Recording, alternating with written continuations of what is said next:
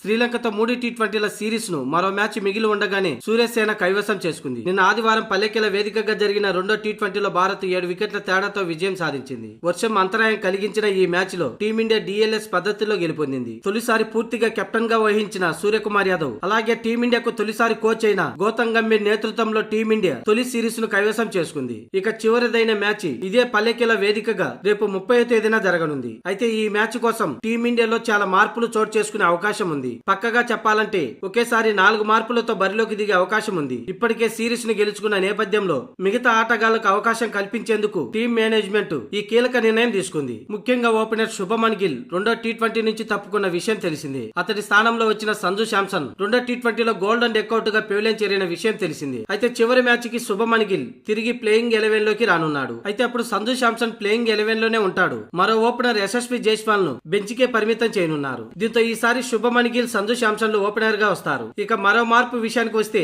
ఈ చివరి మ్యాచ్ లో పంతును కూడా పక్కన పెట్టే అవకాశంగా కనిపిస్తుంది. ఎందుకంటే తర్వాత 3 వన్డేల సిరీస్ ఆడవలసి ఉంది. అందుకే అతడికి రెస్ట్ ఇవ్వనున్నారు. అప్పుడు ప్లేయింగ్ 11 లోకి శివన్ దూబే రానున్నాడు. ఇక బౌలింగ్ విషయంలో అక్షర్ పటేల్ ను కూడా 3వ టీ20 నుంచి తప్పించి అతడి స్థానంలో వాషింగ్టన్ సుందర్ కి అవకాశం ఇవ్వనున్నారు. ఎందుకంటే అక్షర్ పటేల్ అటు వన్డేలు కూడా సెలెక్ట్ అయ్యాడు కాబట్టి అతనికి రెస్ట్ ఇచ్చే అవకాశం ఉంది. ఇక ఫాస్ట్ బౌలర్లలో అసదీప్ మహమ్మద్ సిరాజ్లలో ఒకరిని తప్పించి ఖలీల్ అహ్మద్ కు చోటు కల్పించనున్నారు. ఇలా ఈ 4 మార్పులతో 3వ టీ20లో టీమిండియా బరిలోకి దిగే అవకాశాలు ఎక్కువగా కనిపిస్తున్నాయి. ఇలా జరిగితేనే స్క్వాడ్ లోని అందరి ఆటగాళ్లకు అవకాశాలు దక్కినట్టు అవుతాయి. ఇప్పటికే సిరీస్ గెలిచిన నేపథ్యంలో చివరిది నామమాత్రం మ్యాచే కాబట్టి టీమిండియాలో ఈ భారీ మార్పులు చోటు చేసుకునే అవకాశం కూడా ఉంది. రెండో టీ20 మ్యాచ్ గెలిచిన అనంతరం కెప్టెన్ సూర్యకుమార్ యాదవ్ కూడా చివరి మ్యాచ్ లో మార్పులు ఉంటాయని చెప్పిన సంగతి తెలిసిందే. ఈ నేపథ్యంలో శుభమన్ గిల్, శివన్ దూబే, వాషింగ్టన్ సుందర్, ఖలీల్ అహ్మద్ లు ప్లేయింగ్ 11 లోకి రానున్నారు.